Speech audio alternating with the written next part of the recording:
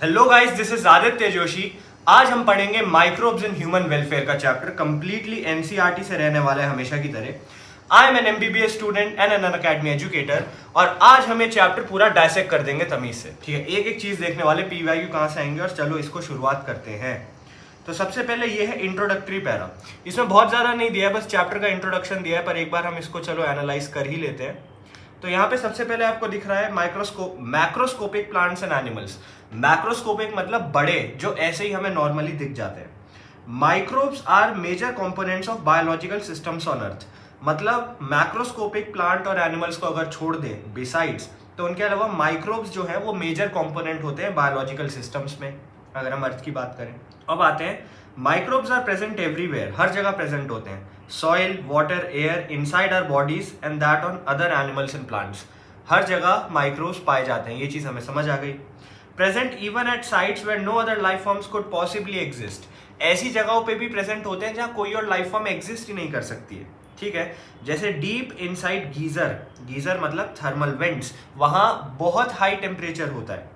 Where the temperature may be as high as 100 degree Celsius, तो इतने high temperatures में भी माइक्रोब सर्वाइव कर पाते हैं।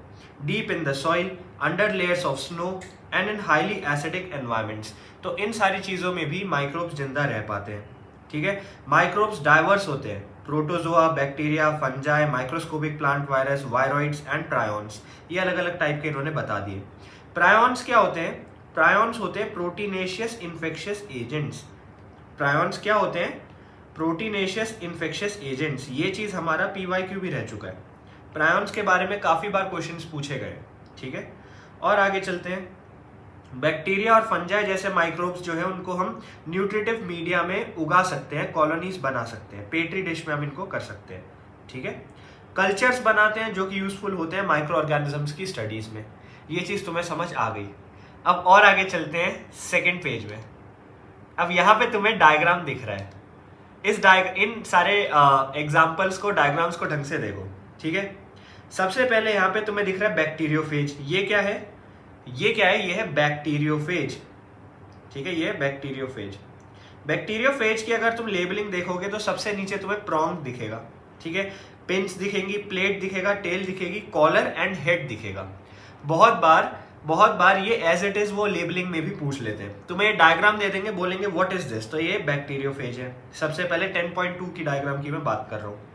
उसके बाद ये है एडेनोवायरस। क्या है? एडेनोवायरस। ये अजीब सा दिखता है, हमें पता ही नहीं क्या है, तो आई डोंट नो वायरस, तो वैसे ही हो गया एडेनोवायरस। ठीक है, अब ये क्या करता है? रेस्पिरेटरी इन्फेक्शंस को कॉज करता है। तो एडेनोवायरस किसमें दिक्कत लाता है? रेस्पिरेशन में दिक्कत लाता है। तीसरी चीज है rod shape tobacco mosaic virus. तो ये क्या है? टीएमवी। टीएमवी मतलब टोबैको मोज़ेक वायरस। ठीक है, मैग्नीफाई कर रखा है बहुत ज्यादा। अब 10.1 का डायग्राम देखो।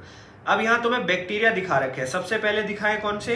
Rod shaped. सबसे पहले रॉड शेप बैक्टीरिया दिखाए, उसके बाद इन्होंने स्फेरिकल दिखाए, स्फेयर शेप, स्फेरिकल बैक्टीरिया, और उसके बाद इन्होंने रॉड शेप बैक्टीरियम दिखाया जिसमें फ्लैजेला हो। तो यहां तुम्हें थर्ड डायग्राम में फ्लैजेला भी दिख जाएगा। और नीचे चलो तो यहाँ फंगल कॉलोनी तुम्हें दिख रही है और बैक्टीरिया की कॉलोनी तुम्हें दिख रही है। तो ये क्या है? बी क्या है? फंगल कॉलोनी है। ये क्या है? Fungal colony. और ये क्या है? Bacterial colony. पहले वाली बैक्टीरियल है, दूसरे वाली फंगल कॉलोनी है। ये चीज याद रखना। ठीक है, अब आ जाते हैं नेक्स्ट पेज में। अब सबसे ऊपर क्या लिखा है? In chapter 8 you have read that microbes cause a large number of diseases in human beings.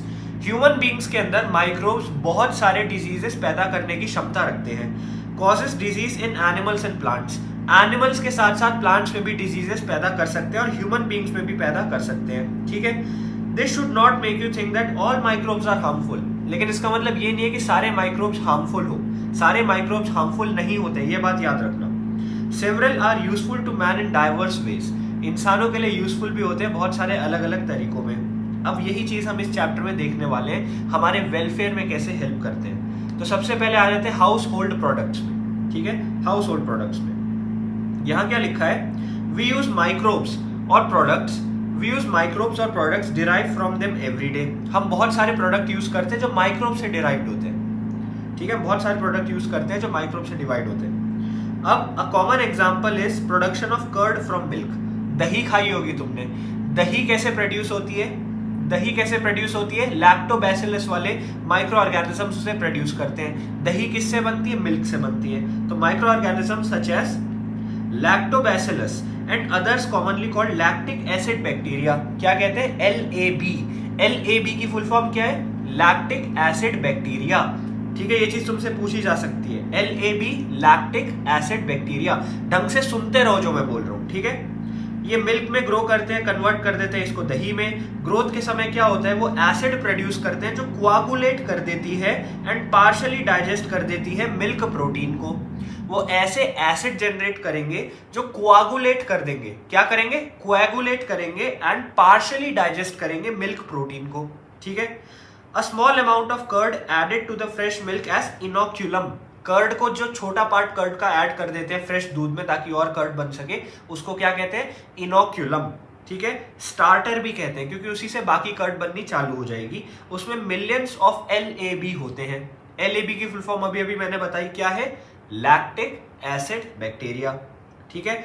Stable temperature में वो मल्टीप्लाई कर देंगे, दूध से दही बना देंगे। अब क्या होता है? दही खानी क्यों इंपॉर्टेंट है? क्यों दही बनाई हमने? दही में ऐसा क्या है जो दूध में नहीं है? तो तुम्हें पता होना चाहिए, दही के अंदर विटामिन B12 की क्वांटिटी बढ़ा देते हैं ये लोग। ये क्या करते हैं? न्यूट्रिशनल वैल्यू दही की ज्यादा क्यों? क्योंकि उसमें विटामिन B12 है, ठीक है। विटामिन B12 बहुत एसेंशियल होता है हमारे लिए। इसके अलावा in our stomach LAB play very beneficial role in checking disease causing microbes। तो हमारे पेट के अंदर भी डिजीज कॉजिंग माइक्रोब्स को चेक रखने के लिए ये हेल्पफुल होते हैं, ठीक है। अब बात करते हैं डो की। डो की बात करते हैं जो डोसा और इडली में यूज होता है। डोसा इडली बनाने के लिए भी हम बैक्टीरिया से फर्मेंट कराते हैं डो को। पफ्ड अप अपीयरेंस हो जाती है, मतलब फूल जाता है डो, फूल जाता है। फूल जाने को कहते हैं पफ्ड अप अपीयरेंस। ये क्यों होती है? CO2 गैस की वजह से, ठीक है। बहुत बेसिक क्वेश्चन आ सकता है यहाँ से कि यार जब तुम डोसा वोसा बनाने के लिए डो रखते हो तो पफ अप क्यों हो जाता है, फूल क्यों जाता है? तो CO2 की वजह से होता है। अच्छा, फर्मेंट किससे होता है? तो फर्मेंट होता है बैक्टीरिया से। ये बात याद रखना, फर्मेंटेड बाय बैक्टीरिया। फंजाई मत लिख देना, फर्मेंटेड बाय बैक्टीरिया लिखना, ठीक है। और आगे चलते हैं। Can you tell which metabolic pathway is used? ठीक है, और आगे चलो। Similarly, dough used for making bread is fermented using baker's yeast, Saccharomyces cerevisiae। तो जो हम ब्रेड बनाने के लिए यूज करते हैं उसको कैसे फर्मेंट करते हैं? बेकर्स यीस्ट से। बेकर्स यीस्ट कहते हैं। अच्छा, बेकर यीस्ट का साइंटिफिक नेम क्या है? Saccharomyces cerevisiae। Saccharomyces cerevisiae, ठीक है। अब यहाँ क्या होता है? बहुत सारी ट्रेडिशनल ड्रिंक और फूड, बहुत सारे ट्रेडिशनल ड्रिंक्स और फूड भी हम इसी तरीके से फर्मेंट करके बनाते हैं। जैसे टॉडी, ये ना नीट में पूछा गया है। टॉडी एक PYQ है। ये टॉडी जो लिखा है ना, ये एक PYQ है और ये नीट में शायद 2017-18 के आसपास कभी पूछा गया था।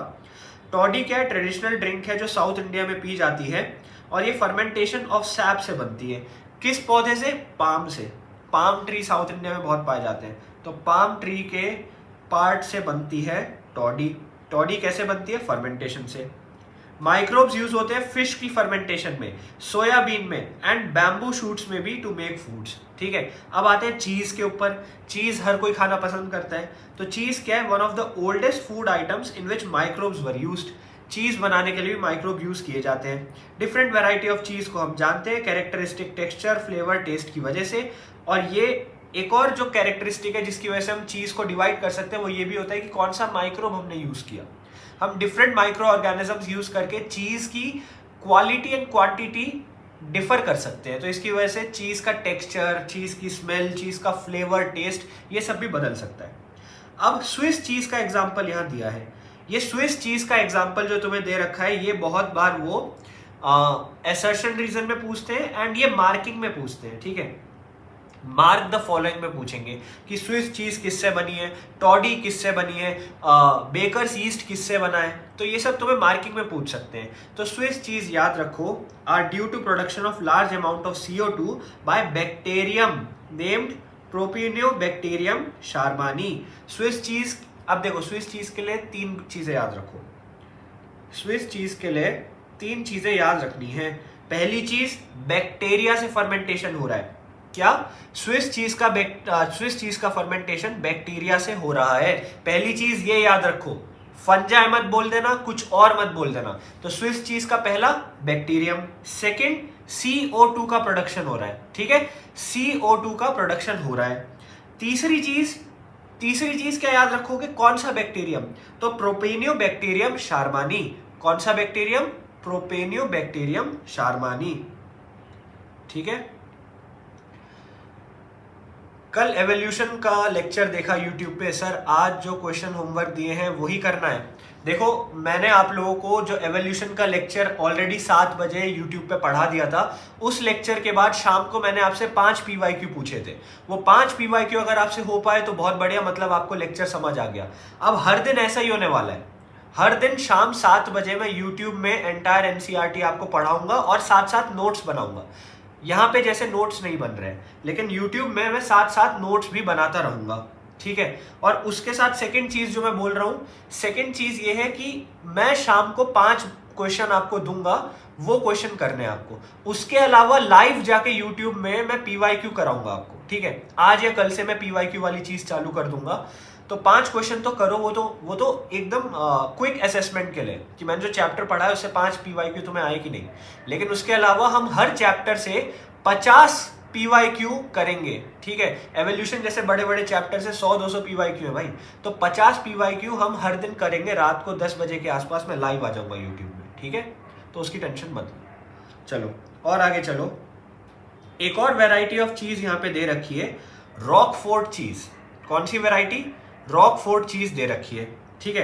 रॉकफोर्ट चीज को राइपन किया जाता है फंजाई से, जो फ्लेवर देते हैं। तो तुमसे पूछा जा सकता है यार, स्विस चीज के लिए क्या यूज हो रहा था? बैक्टीरिया। लेकिन रॉकफोर्ट चीज के लिए क्या यूज हो रहा है? रॉकफोर्ट चीज के लिए फंजाई यूज हो रहा है, ठीक है। और आगे चलो, इंडस्ट्रियल प्रोडक्ट्स पे आ चुके हैं। अब हम इंडस्ट्रियल प्रोडक्ट्स पे आ चुके हैं। यहाँ क्या होता है? Microbes use to synthesise number of products valuable to human beings. Human beings के लिए बहुत एसेंशियल बहुत सारे प्रोडक्ट्स माइक्रोब्स बनाने में हेल्प करते हैं। बेवरेजेस हो गई, एंटीबायोटिक्स हो गए, ऐसी काफ़ी चीज़ें बनाई जाती हैं। लार्ज इंडस्ट्रियल स्केल में बनाया जाता है, ऐसे छोटे मोटे टेस्ट ट्यूब्स में नहीं, बड़े बड़े स्केल में बनाया जाता है। तो उसके लिए हमारे पास बड़े बड़े वेसल्स होते हैं जिन्हें फर्मेंटर्स बोलते हैं, जो लार्ज क्वांटिटी में फर्मेंट कर सकते हैं। अब आ जाते हैं फर्मेंटेड बेवरेजेस में। तो यहाँ पे क्या होता है? यीस्ट जैसे माइक्रोब्स। कैसे? यीस्ट जैसे माइक्रोब्स, इनको यूज किया जाता है बहुत समय से for production of beverages like wine, beer, whisky, brandy और रम। कैसी बेवरेजेस के लिए? Wine, beer, whisky, brandy, rum, ठीक है। अच्छा, इनमें क्या डिफरेंस होता है? तो कुछ को डिस्टिलेट कर दिया जाता है, कुछ को डिस्टिलेशन के थ्रू ले जाते हैं तो बहुत फाइन प्रोडक्ट निकलता है, और कुछ में डिस्टिलेशन नहीं होता है। तो ये चीज आगे तुम पढ़ोगे, ठीक है। सैकेरोमाइसिस सेरेविसेई जो बेकर्स यीस्ट थी, जो ब्रेड मेकिंग के लिए यूज हो रही थी, वही चीज यूज हो रही है ब्रूअर्स यीस्ट, ठीक है। ब्रूइंग के लिए भी वही यीस्ट यूज होती है। सीरियल्स और फ्रूट जूसेस की फर्मेंटेशन के लिए भी यूज होता है, ठीक है। अब क्या होता है? Depending on type of raw material use for fermentation and type of processing, कौन सा रॉ मटेरियल यूज हुआ और कौन सा टाइप ऑफ फर्मेंट उस पे कराया गया, कौन से टाइप ऑफ फर्मेंटेशन कराई गई, विद और विदाउट डिस्टिलेशन। यही चीज अभी मैंने बोली थी, डिस्टिलेशन हुआ कि डिस्टिलेशन नहीं हुआ, उसके बेसिस में डिफरेंट एल्कोहलिक ड्रिंक्स प्रोड्यूस होती हैं। अब यहाँ पे याद रखो, वाइन और बियर जो है वो विदाउट डिस्टिलेशन होती है। वाइन और बियर विदाउट डिस्टिलेशन होती है, ये आपका PYQ है। वाइन और बियर विदाउट डिस्टिलेशन होती है। विस्की, ब्रांडी, रम डिस्टिलेशन से बनते हैं। अब ये बात याद रखना, जो चीज डिस्टिलेशन से बनेगी ना, उसमें एल्कोहलिक कंटेंट ज्यादा होगा और वो ज्यादा पोटेंट ड्रिंक होगी, उसको पी के आदमी जल्दी टुन हो जाएगा, ठीक है। तो विस्की, ब्रांडी, रम डिस्टिलेशन से बनते हैं तो ज्यादा खतरनाक होते हैं अल्कोहल के तरीके से। वाइन और बियर उतने नहीं होते हैं, ठीक है। अब आ जाते हैं एंटीबायोटिक्स पे। Antibiotics produced by microbes are regarded as one of the most significant discoveries of 20th century. Antibiotics बहुत significant discovery थी 20th century की, ठीक है। यहाँ क्या होता है? एंटी का मतलब होता है ग्रीक वर्ड जिसका मतलब होता है अगेंस्ट। एंटी ग्रीक में मतलब होता है against. Bio means life. Anti Greek में मतलब अगेंस्ट, बायो मतलब लाइफ, ठीक है। इसका मतलब अगेंस्ट द लाइफ, लेकिन असल में ये सही बात नहीं है, ठीक है, क्योंकि डिजीज कॉजिंग ऑर्गेनिजम्स में तो अगेंस्ट द लाइफ है, ठीक है, लेकिन हमारे लिए तो यूजफुल है ना। Reference to human beings they are pro life, ठीक है, ये चीज हमने देख ली, not against. Antibiotics are chemical substances produced by some microbes that can kill or retard growth of other disease causing microbes, ठीक है। एंटीबायोटिक्स क्या है, या तो ग्रोथ को रिटार्ड कर देगा, स्लो कर देगा, या बिल्कुल किल कर देगा दूसरे माइक्रोब्स का। अब कॉमनली यूज्ड एंटीबायोटिक पेनिसिलिन के बारे में तुम्हें पता है, पेनिसिलिन का नाम तुमने सुना है।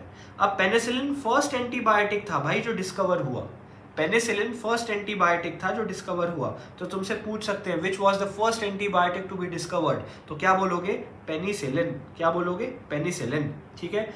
और it was a chance discovery, भाई गलती से डिस्कवर किया गया था, ऐसा भी नहीं पूरा सोच समझ के किया हो। अलेक्जेंडर फ्लेमिंग वो वर्क कर रहा था स्टेफाइलोकोकाई बैक्टीरिया में। अलेक्जेंडर फ्लेमिंग, ये नाम भी पूछ लेते हैं, अलेक्जेंडर फ्लेमिंग, ठीक है। पेनिसिलिन ये काम कर रहा था स्टेफाइलोकोकस बैक्टीरिया में, ठीक है, स्टेफाइलोकोकस बैक्टीरिया में। अब यहां क्या हो रहा था, मोल्ड ग्रो करने का ऑब्जर्वेशन किया इसने, मोल्ड ग्रो हो रहा था, ठीक है। Unwashed culture plates around which staphylococcus could not grow, तो ऐसी जगह पे, ठीक है, ऐसी जगह पे एक मोल्ड ग्रो हो रहा था अनवॉश्ड कल्चर में जहां स्टेफाइलोकोकाई ग्रो नहीं हो पा रहे थे। He found out that if it was due to chemical produced by mould, तो वो मोल्ड एक ऐसा केमिकल बना रहा था, वो मोल्ड एक ऐसा केमिकल बना रहा था जिसकी वजह से पेनिसिलियम रिलीज हो रहा था। वो केमिकल का नाम क्या था, पेनिसिलियम। तो उसने देखा, सुनो मैं बताता हूँ, एक पेट्री डिश थी, उसमें उसने देखा मोल्ड ग्रो हो रहा है, वो मोल्ड एक ऐसा केमिकल निकाल रहा है जिसकी वजह से स्टेफाइलोकोकस वहां ग्रो नहीं कर पा रहे। तो उसने देखा ये केमिकल का क्या नाम है, ये केमिकल है क्या, तो केमिकल ही असल में पेनिसिलिन था, ठीक है। और मोल्ड का नाम था Penicillium notatum, Penicillium notatum, mould का नाम क्या था, पेनिसिलियम नोटेटम। पेनिसिलियम नोटेटम से पेनिसिलिन बना जिसकी वजह से स्टेफाइलोकोकस ग्रो नहीं हो पा रहा था। Full potential as effective antibiotics बाद में इस्टेब्लिश किया था Ernest Chain and Howard Florey ने, Ernest Chain and Howard Florey ने ये बाद में जाके इस्टेब्लिश किया था कि भाई इसका क्या यूज हो सकता है, कैसे यूज हो सकता है, ये भी याद रखना। यूज किया गया था एक्सटेंसिवली अमेरिकन सोल्जर्स के ऊपर वर्ल्ड वॉर 2 के समय। फ्लेमिंग, चेन और फ्लोरी को नोबेल प्राइज भी मिला था 1945 में इस डिस्कवरी के लिए, ठीक है, इन तीनों को ही नोबेल प्राइज मिला था। अब पेनिसिलिन के बाद क्या हुआ, बहुत सारी एंटीबायोटिक्स प्रोड्यूस होने लगी, प्योरीफाई होने लगे, सब माइक्रोब से बनने लग गए थे, ठीक है। अब बहुत सारी एंटीबायोटिक्स तुम्हें पता है, तुमने केमिस्ट्री में भी antibiotics, chemistry in everyday life वाले चैप्टर में पढ़ी है, ठीक है।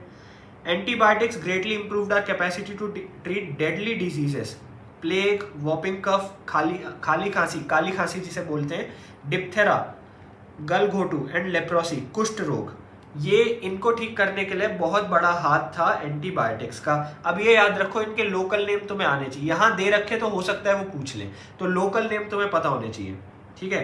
तो डिप्थेरिया का लोकल नेम क्या है, गलघोटू, डिप्थेरिया का लोकल नेम क्या है, गलघोटू। दूसरा वूपिंग कफ, वूपिंग कफ का लोकल नेम क्या है, काली खांसी। तीसरा लेप्रोसी का लोकल नेम क्या है, कुष्ठ रोग, क्या है, कुष्ठ रोग। तो ये लोकल नेम तुमसे पूछे जा सकते हैं, तो तुम्हें याद रखने हैं, एनसीईआरटी में दिया है तो तुम्हें याद रखना है, सिंपल चीज याद रखो, ठीक है। केमिकल एंजाइम और अदर बायो एक्टिव मॉलिक्यूल जो मिलते हैं हमें माइक्रोब से, अब उनमें हम आ गए। अब हम बाकी चीज़ों को देख लेते हैं जो हमें माइक्रोब से प्रोवाइड होती हैं। Commercial industrial production of certain chemicals के लिए माइक्रोब यूज होते हैं। ऑर्गेनिक एसिड, एल्कोहल, एंजाइम, ये सब चीज़ें प्रोड्यूस हो जाती हैं। एसिड जो प्रोड्यूस होती है उनका एग्जाम्पल दे रखा है, एस्परजिलस नाइगर। एस्परजिलस नाइगर एक फंगस है, ये प्रोड्यूस करता है साइट्रिक एसिड। अब ये वाला जो पैरा है ना, ये वाला पैरा, यहां से कम भी 2-3 बार PYQ आया है, इस पैरा से 2-3 बार PYQ आया है। यहां से सारे PYQ जो आते हैं वो मैच द फॉलोइंग के आते हैं। कैसे आते हैं, मैच द फॉलोइंग, ठीक है, ये वाले PYQ आएंगे। अब तुम्हें यहां एक तो दे ही दिया, क्या दिया, एस्परजिलस नाइगर, ये क्या करेगा, साइट्रिक एसिड। फिर एसेटोबैक्टर एसेटी, ये क्या करेगा, एसिटिक एसिड।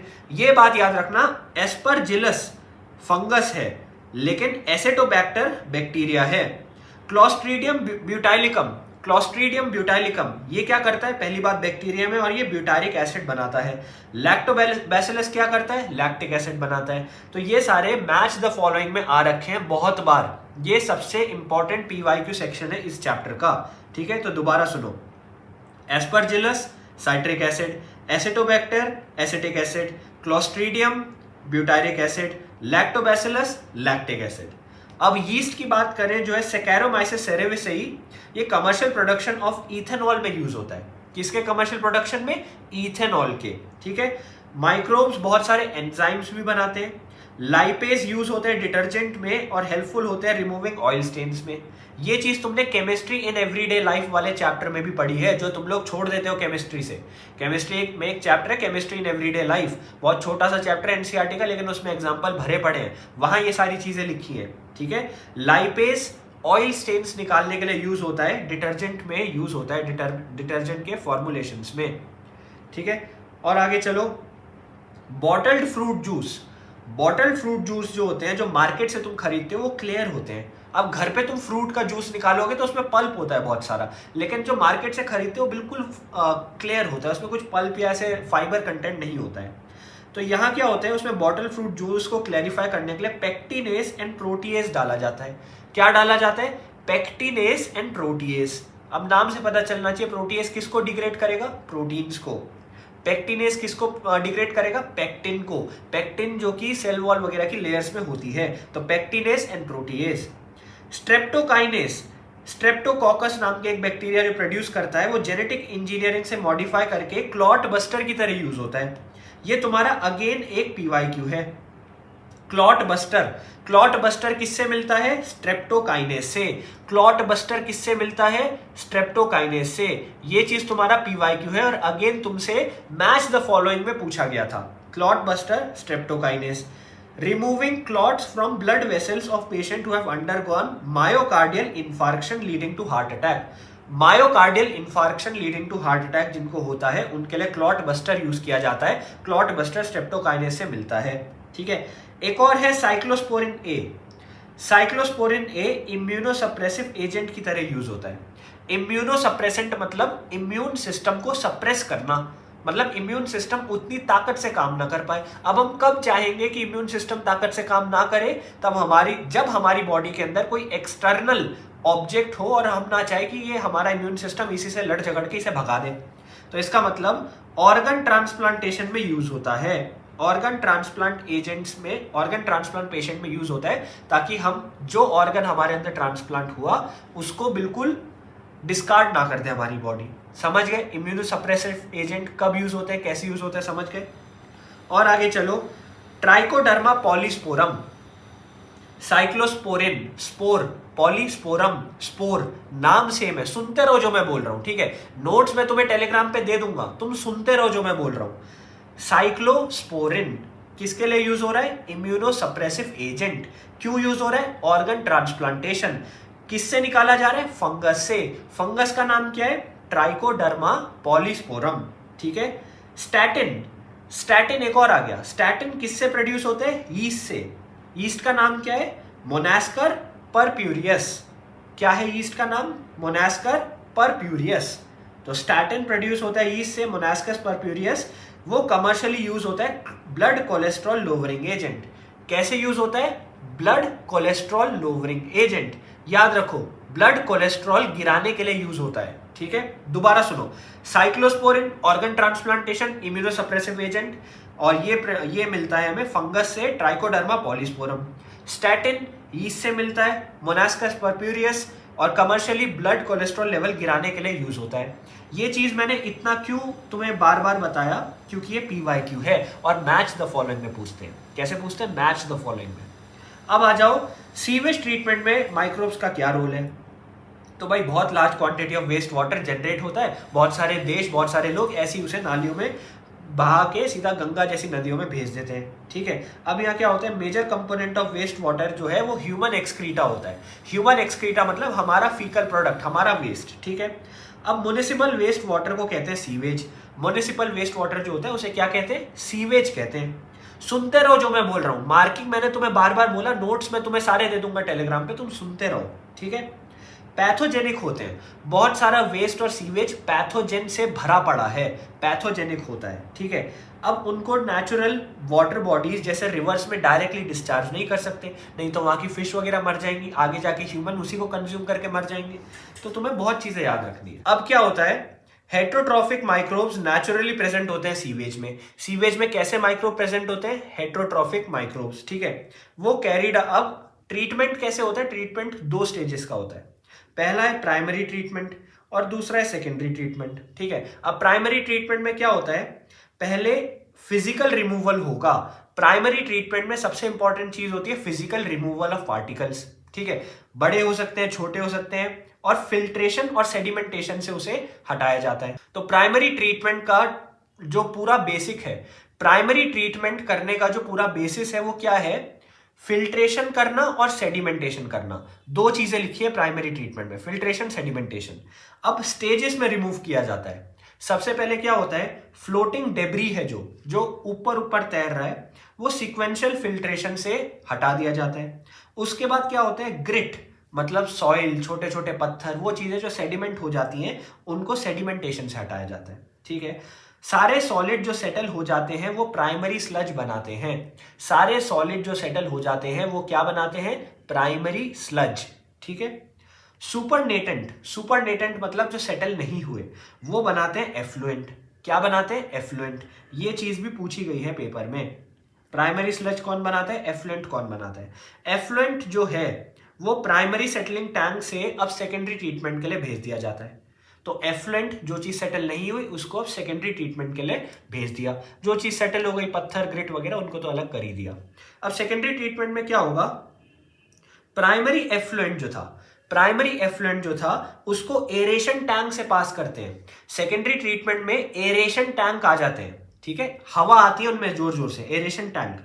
अब यहां क्या होता है, कॉन्स्टेंटली एजिटेट करते हैं, कॉन्स्टेंटली हिलाते रहते हैं, मैकेनिकली ये काम होता है ताकि एयर पंप कर सके अंदर ही अंदर, एयर पंप करते रहते हैं। इससे क्या होता है, aerobic bacteria, aerobic microbes grow करने लग जाते हैं। अब एरोबिक माइक्रोब्स अगर ग्रो करेंगे तो वो क्या बनाएंगे, फ्लॉक्स। वो क्या बनाएंगे, फ्लॉक्स।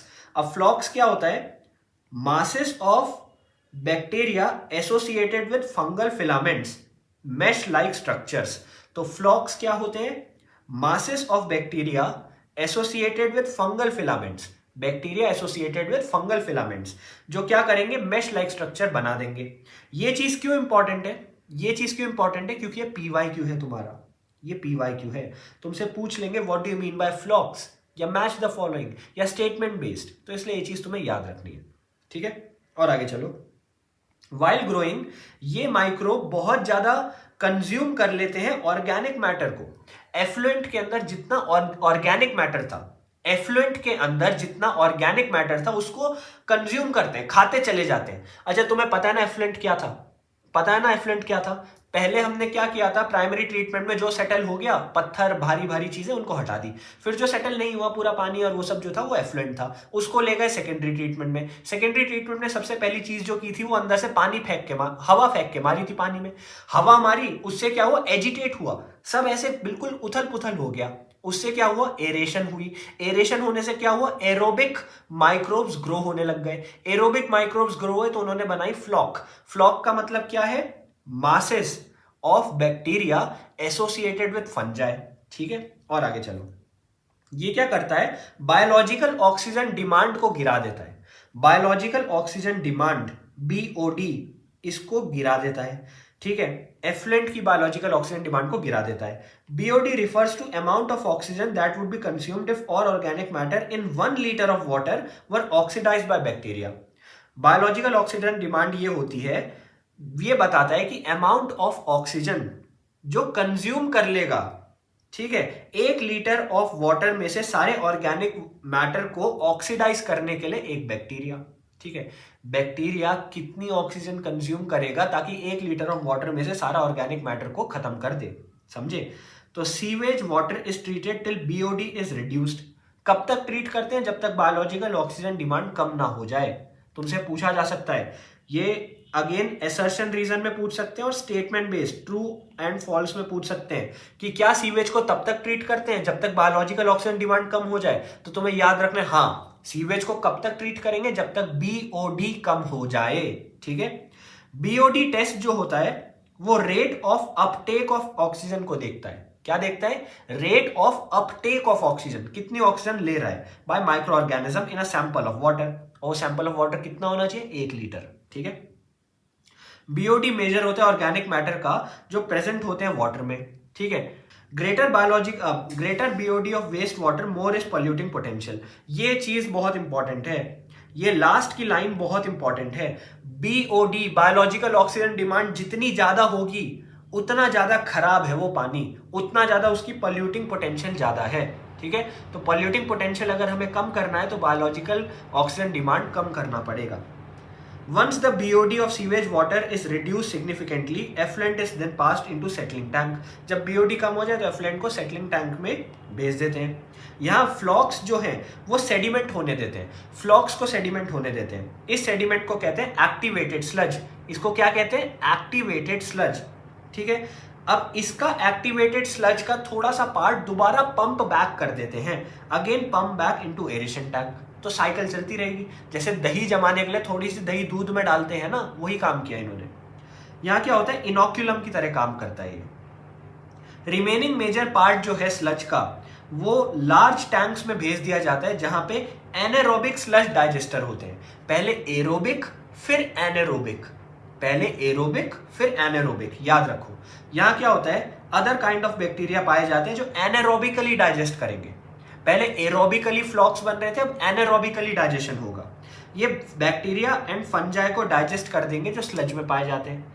बैक्टीरिया और फंजाई को डाइजेस्ट कर देंगे जो कहां पाए जाते हैं? स्लज में पाए जाते हैं। डाइजेशन के समय क्या होता है? बैक्टीरिया प्रोड्यूस करते हैं मिक्सचर ऑफ गैसेस।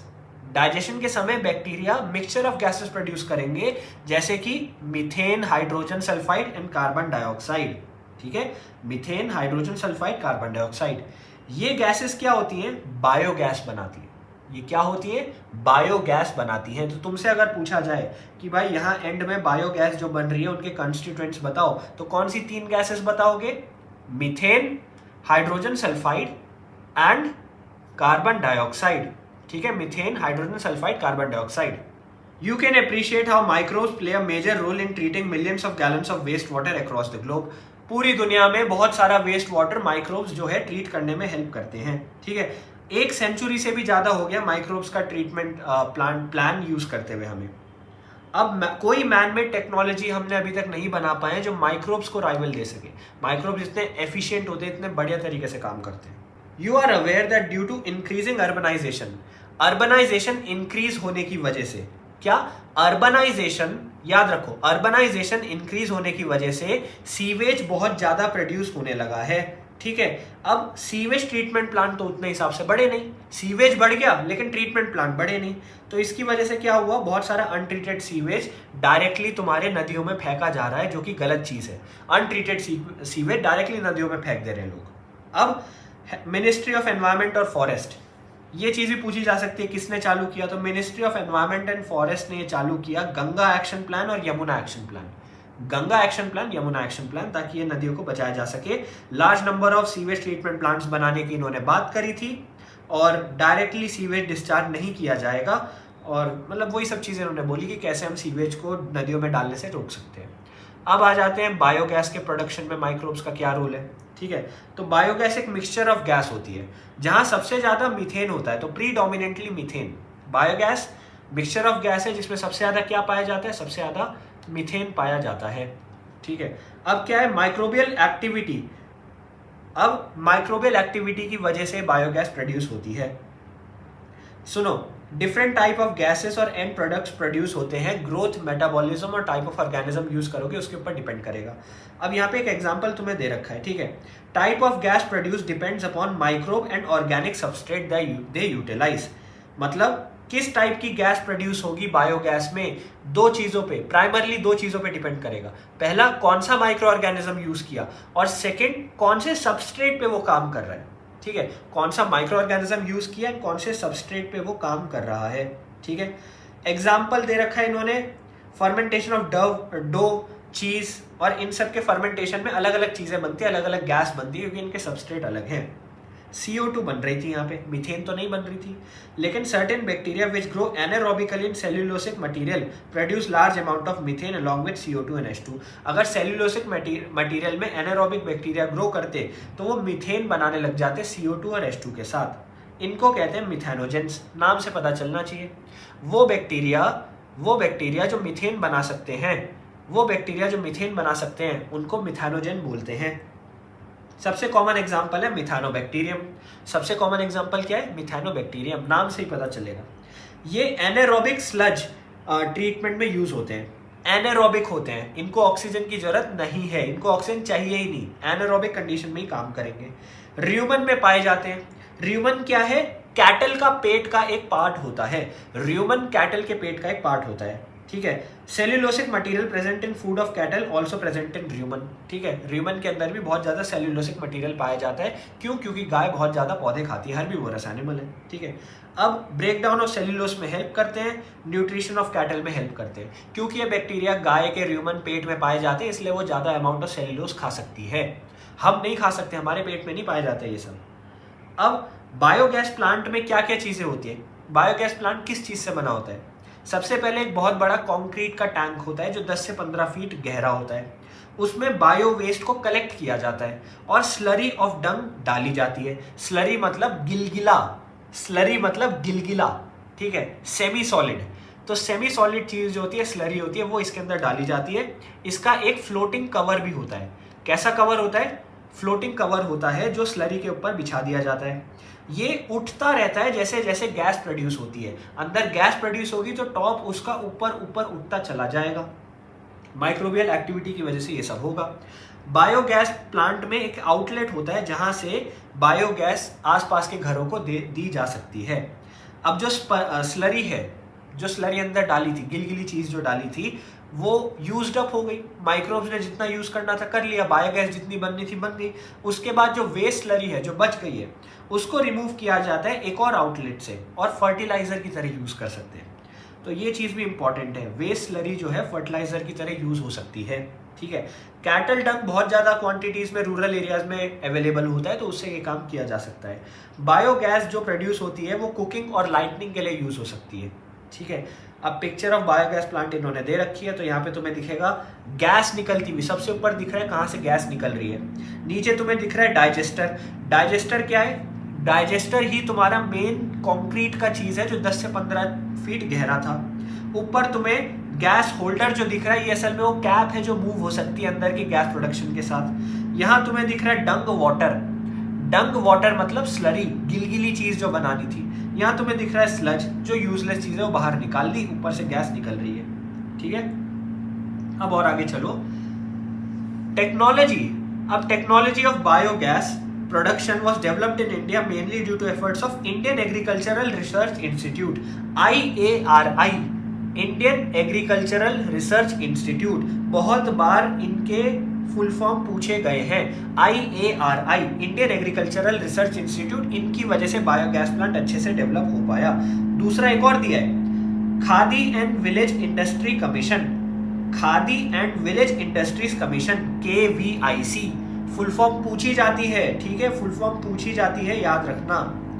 अब यहाँ पे इनकी वजह से बायोगैस होता रहा, डेवलप होता रहा। अब और आगे चलते हैं, microbes as biocontrol agents. बस उसके बाद तुम्हारा चैप्टर खत्म भी होने वाला है। अंतिम सांसें ले रहा है चैप्टर, अंतिम सांसें ले रहा है, ठीक है। अब आ जाओ बायो कंट्रोल एजेंट्स पे। तो यहाँ पे क्या है, बायो कंट्रोल का मतलब क्या होता है? बायोलॉजिकल मेथड्स को यूज करना ताकि हम डिजीज और पेस्ट को कंट्रोल कर सकें। नाम से समझ आ रहा था। मॉडर्न सोसाइटी में हमने ये प्रॉब्लम को टैकल किया केमिकल के यूज से। आजकल केमिकल्स यूज करते हैं, फर्टिलाइजर हो गए, पेस्टिसाइड्स हो गई, केमिकल में बहुत सारी चीजें हो गई जो डिजीजेस को मारने के लिए, इरेडिकेट करने के लिए यूज करते हैं। इंसेक्टिसाइड, पेस्टिसाइड, ये चीज मैंने बता दी। ये टॉक्सिक होते हैं और हार्मफुल होते हैं। ये क्या होते हैं? टॉक्सिक और हार्मफुल। ये बात याद रखो, अगर तुम कोई केमिकल यूज कर रहे हो खाने की चीज में या खेतों में, तो प्लांट उसे अंदर भी लेगा और फिर तुम ही वो चीज खाओगे, ठीक है। ह्यूमन बींग्स के लिए होते हैं और एनवायरमेंट भी पल्यूट कर देते हैं वो केमिकल्स, फिर एनवायरमेंट भी पल्यूट करते हैं। तो इसका मतलब हमारा सॉइल बहुत ज़्यादा पल्यूट हो चुकी है ऑलरेडी इन सारे वीडीसाइड्स और केमिकल्स की वजह से। अब आ जाओ biological control of paste and diseases. ये क्या कह रहा है मैं तुम्हें बता देता हूँ। भाई इन्होंने ये बोला कि अभी तक हम केमिकली सब कुछ करना चाह रहे थे, केमिकल डाला ये चीज़ मार दी, केमिकल डाला वो चीज़ मार दी, लेकिन अगर हमें पेस्ट, इंसेक्ट्स और यूजलेस ऑर्गेनिजम्स को दूर रखना है अपनी क्रॉप प्लांट से, तो बायोलॉजिकल कंट्रोल ज़्यादा बेटर होता है बजाय कि केमिकल के, क्योंकि वो केमिकल फिर पौधा ले लेगा अंदर और हम खाएंगे तो हमारे अंदर डिजीजेस आ जाएंगे।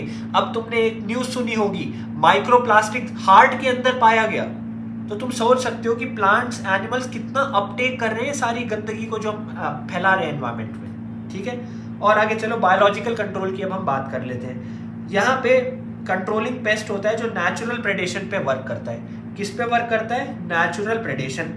ठीक है, नेचुरल प्रेडेशन पे एक ऑर्गेनिज्म दूसरों को खाता है तो इस पे वो वर्क करता है। जैसे यहाँ क्या किया है, बायोडाइवर्सिटी हेल्थ को बढ़ाती है।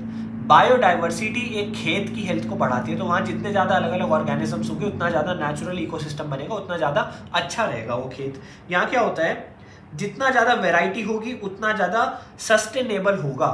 एक और चीज़ यहाँ लिखी है, एक सिस्टम बनाने में हेल्प करता है हमारा फार्मर, एक सिस्टम बनाने का ट्राई करता है जहाँ पे इंसेक्ट्स जो कि पेस्ट होते हैं उनको इरेडिकेट नहीं किया जाता है, इंसेक्ट्स को कंप्लीटली मारा नहीं जाता है, लेकिन एक मैनेजेबल लेवल्स पे रखा जाता है।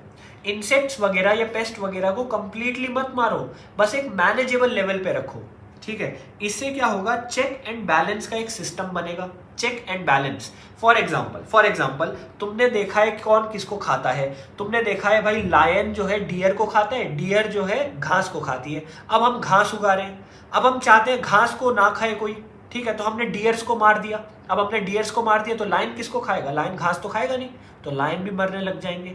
तो इसलिए तुम्हें पता होना चाहिए कि हम कंप्लीटली इरेडिकेट कुछ भी नहीं करना चाहिए, हमें चेक में रखना चाहिए। डियर की पॉपुलेशन बहुत कम भी ना हो, बहुत ज़्यादा भी ना हो। सिमिलर इस एग्जाम्पल को तुम ले लो पेस्ट में, बहुत सारे इंसेक्ट्स, फ्रॉग्स, ऑर्गेनिजम्स रहते हैं हमारे खेतों में, तो हमें उनको कंप्लीटली नहीं मारना है, बस चेक में रखना है। यहाँ क्या होता है, केमिकल मेथड्स नहीं यूज होते हैं, केमिकल मेथड्स यूज नहीं होते हैं, ये एक बहुत इंपॉर्टेंट चीज़ है, याद रखना। तो ये अच्छा भी है, केमिकल मेथड यूज नहीं होंगे तो अच्छी बात भी है। अब हॉस्टाइल अप्रोच होती है केमिकल मेथड यूज करना, जो यहाँ यूज नहीं होती है। यहाँ क्या होता है, इंट्रैक्शन किया जाता है मायरेड ऑफ ऑर्गेनिजम्स में, बहुत सारे ऑर्गेनिजम्स के बीच में इंट्रैक्शन कराया जाता है जो फ्लोरा एंड फौना का पार्ट होता है। यहाँ क्या है, इरेडिकेशन ऑफ क्रीचर्स जो पेस्ट की तरह होते हैं, अगर उनको एकदम हटा दिया तो उसकी वजह से क्या होगा, उसकी वजह से बाकी ऑर्गेनिजम्स में एडवर्स इफेक्ट आ सकता है। इसी प्रिंसिपल पे वो वर्क करते हैं। ये चीज़ तुम समझ गए, ठीक है। और आगे चलो बायोलॉजिकल फार्मिंग की इंपॉर्टेंट अप्रोच क्या है, वेरियस लाइफ फॉर्म्स जो है, जैसे प्रेडेटर्स हो गए, पेस्ट वगैरह, उनकी लाइफ साइकिल हो गई, उनके पैटर्न ऑफ फीडिंग हो गई, हैबिटेट जहाँ वो रहना प्रेफर करते हैं, इन सब चीज़ों को तुम्हें याद रखना है और इन सब चीज़ों के बेसिस पे तुम्हें डिटरमाइन करना है कि हम कैसे सब कुछ करेंगे। ठीक है, ये सब चीज़ें बाकी हमने डिस्क्राइब कर ली। अब नेक्स्ट वाला जो चीज़ है ये थोड़ी ज़्यादा इंपॉर्टेंट है, एग्जाम्पल पे आ गई, यही सबसे इंपॉर्टेंट पार्ट है। ऊपर तो थ्योरी थी जो मैंने तुम्हें बता दी। यहाँ क्या है, रेड एंड ब्लैक मार्किंग्स की लेडी बर्ड होती है, ड्रैगन फ्लाई होती है, ये एफिड और मॉस्किटो को खा लेते हैं। Lady bird and dragon fly aphid and mosquitoes को खा लेते हैं। ठीक है, माइक्रोबियल बायो कंट्रोल एजेंट की अगर हम बात करें, तो यहाँ पे तुम्हें दिखेगा बटरफ्लाई कैटरपिलर्स को खाने के लिए बैसिलस थुरिनजेनेसिस यूज होता है। बटरफ्लाई के कैटरपिलर्स को खाने के लिए बैसिलस थुरिनजेनेसिस यूज होता है। ये हमने बायोटेक्नोलॉजी के भी चैप्टर में पढ़ा था, सेकंड वाले चैप्टर में, राइट।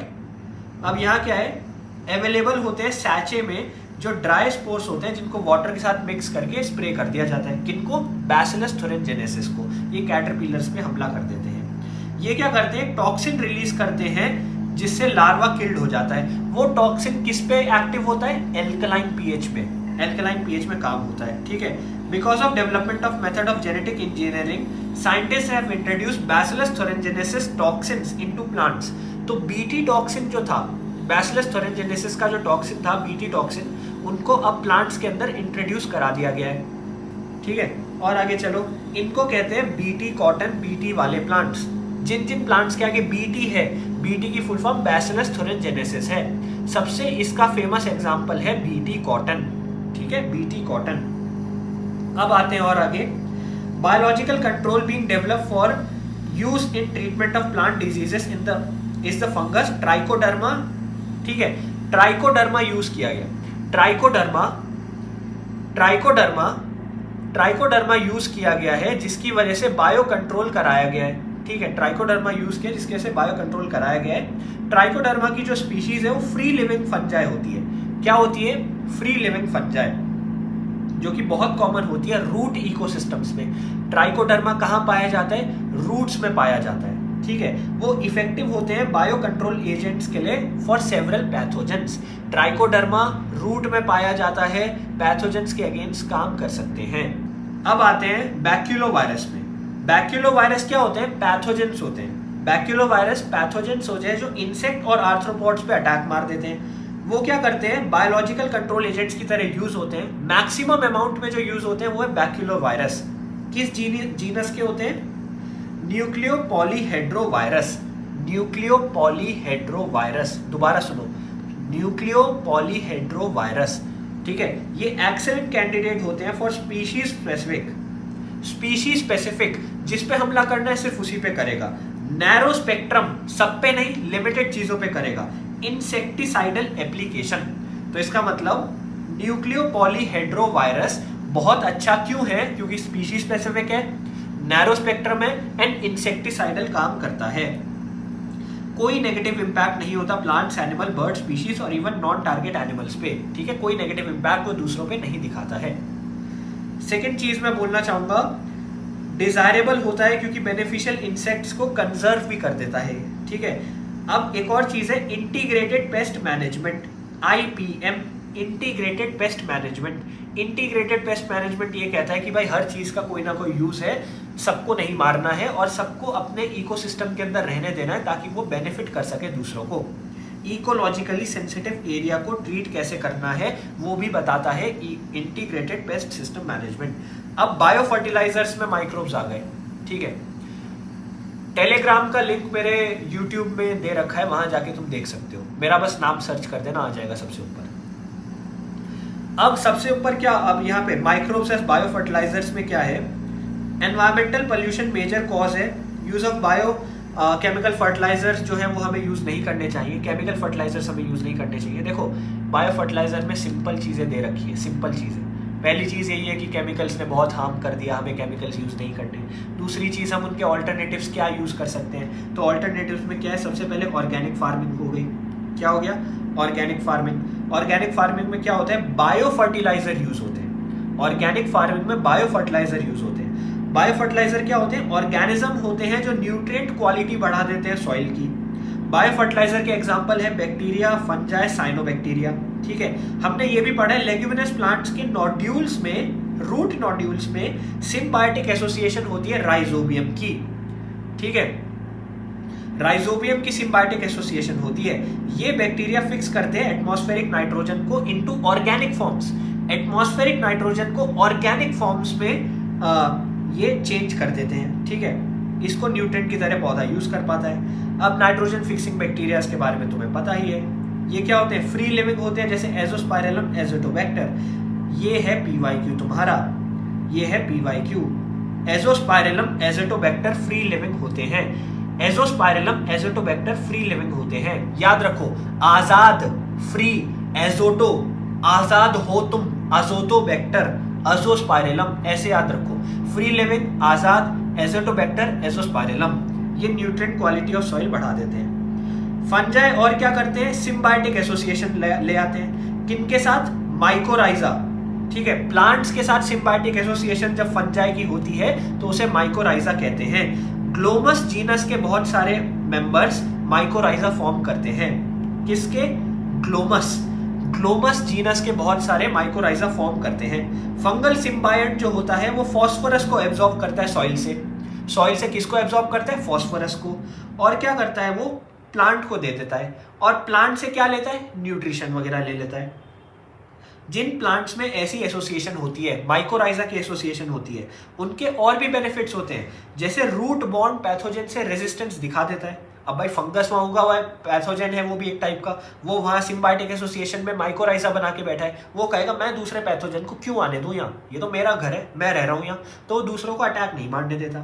ठीक है, एक और चीज तुम्हें देखनी है, overall increase of plant growth हो जाता है। सैलिनिटी एंड ड्रॉट, मतलब सैलिनिटी मतलब किसी सॉइल में क्या कहते हैं सॉल्ट कंटेंट ज्यादा हो, तब भी प्लांट वहां सर्वाइव करने लग जाता है। अब आ जाते हैं साइनोबैक्टीरिया में। सुनो, सी से साइकस, सी से साइनोबैक्टीरिया, सी से कॉरेलॉइड रूट्स, तो इससे तुम्हें याद होना चाहिए, ये चीज हमने प्लांट किंगडम में पढ़ी थी कि साइनोबैक्टीरिया, कॉरेलॉइड एसोसिएशंस और साइकस, इन सब में क्या होता है। ठीक है, तो वो जाके तुम लेक्चर देख सकते हो। मेरे यूट्यूब चैनल का नाम भाई, मेरे यूट्यूब चैनल का नाम मेरा ही नाम है, आदित्य जोशी सर्च करो यूट्यूब में, मेरा चैनल मिल जाएगा तुम्हें। साइनोबैक्टीरिया ऑटोट्रॉफिक माइक्रोब्स होते हैं। साइनोबैक्टीरिया ऑटोट्रॉफिक माइक्रोब्स होते हैं जो वाइडली यूज होते हैं एक्वाटिक एंड टेरेस्ट्रियल एनवायरमेंट्स में। ठीक है, एटमॉस्फेरिक नाइट्रोजन को फिक्स करने के लिए यूज होते हैं, जैसे एनेबिना नॉस्टॉक ऑसिलेटोरिया, एनेबिना नॉस्टॉक ऑसिलेटोरिया जैसे। पैडी फील्ड्स में यूज होते हैं जब साइनोबैक्टीरिया, तो ये बायो फर्टिलाइजर्स की तरह यूज आते हैं। ब्लू ग्रीन एल्गी भी ऐड करते हैं बहुत सारे लोग, ये सॉइल में फर्टिलिटी इंक्रीज करता है। बहुत बार हमारी कंट्री में बायो फर्टिलाइजर्स अवेलेबल हो जाते हैं कमर्शियली, ठीक है, और फार्मर्स इनको अब रेगुलरली यूज करने लग गए हैं। एट द एंड तुम्हें पता होना चाहिए केमिकल फर्टिलाइजर से बेटर ही होता है हमारे बायो फर्टिलाइजर। तो अब तुमने साइनोबैक्टीरिया के बारे में पढ़ लिया, तुमने माइकोराइजा के बारे में पढ़ लिया, और ये दोनों PYQ भी हैं और बहुत बार पूछे जाते हैं, बहुत इंपॉर्टेंट है। तो इसके साथ तुम्हारा ये चैप्टर भी समाप्त हो गया।